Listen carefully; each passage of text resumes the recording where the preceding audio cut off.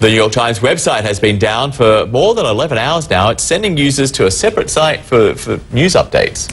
Interesting. And the company says a malicious external attack is to blame for the widespread outage. Several Twitter users posted screenshots they said hacked by the SEA. The group, known as the Syrian Electronic Army, is aligned with President Bashar al-Assad and has frequently targeted news organizations. The Times says it warned employees not to send sensitive emails until the problem is resolved. This is the second time in a month the site has been down, but the paper says the first time was an internal issue.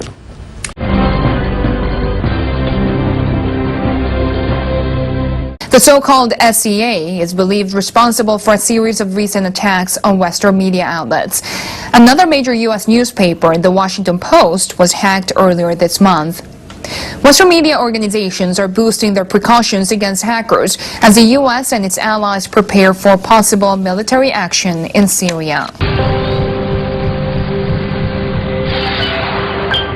The situation essentially is this. The Syrian Electronic Army, which does have very clear ties to the Bashar Assad regime, launched what is not their first attack on U.S. media, but carried out attacks that shut down the New York Times and essentially put a real crimp in the operations of Twitter.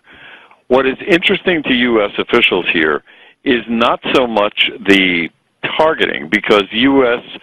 News media sites are notoriously vulnerable, but the timing. Here we are days away from perhaps a military attack on Syria, and the Syrian regime is essentially saying this is the sort of consequence you can expect if you carry out a physical attack, that is, a cyber attack.